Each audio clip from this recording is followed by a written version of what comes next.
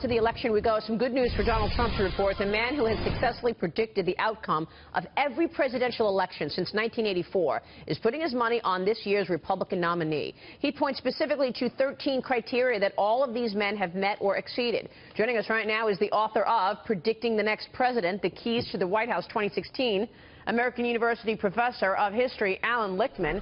Allan, good to see you. Thanks so much for joining us. My pleasure. By the way, congratulations on an incredible track record. So take us through your checklist and which criteria point to a Trump victory in November. Right. The way my checklist works, it's based on the study of every American presidential election going back to 1860. I developed it in 1981, and as you say, I've forecasted all presidential elections correctly since then. There are 13 key factors that are true-false questions, and an answer of true always favors the re-election of the party holding the White House, today the Democrats. If 6 or more of the keys are false, though, then the party holding the White House is a predicted loser. That's the pattern of history. And right now, the incumbent Democrats are down exactly 6 keys, just enough to predict their defeat. Key number 1. They lose what I call the mandate key because of the losses in the midterm elections of 2014. Barack Obama's not running again. It's an open seat.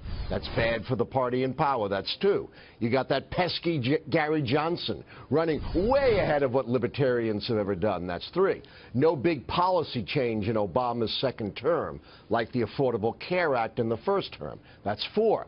No big foreign policy success in the second term, like getting rid of bin Laden in the first term. That's 5.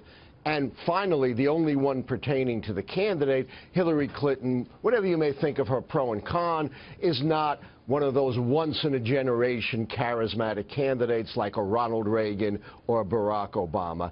That is exactly 6. But I got to tell you, for the first time in 30 years, I've also qualified my prediction. Go ahead. With what? Remember, the prediction is based on history. It's not like I'm looking in a crystal ball. And Donald Trump is a history-shattering candidate. We have never in modern political history seen anyone like Donald Trump, with no record of public service, a record of enriching himself at the expense of others through the bankruptcies, Trump University, Trump Institute, Trump Foundation.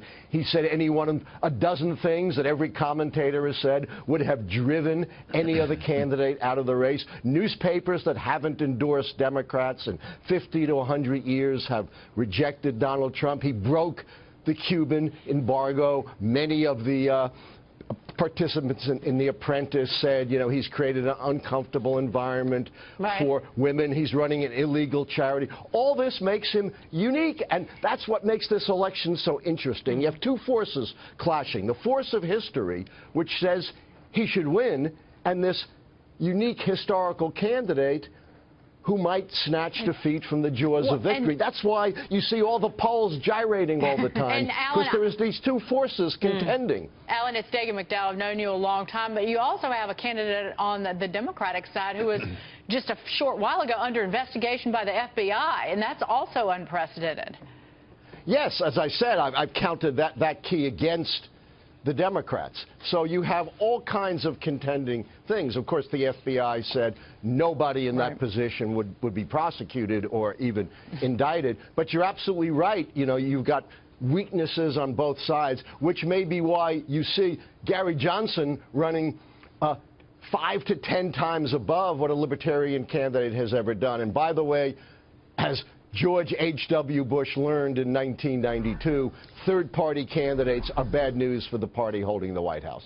Okay, so you think that the third-party candidates are going to be bad for Hillary then, since she's on that team? Absolutely. Yeah. That's one of my negative keys against the Democrats. Now, what also is so fascinating here, some of these keys could flip.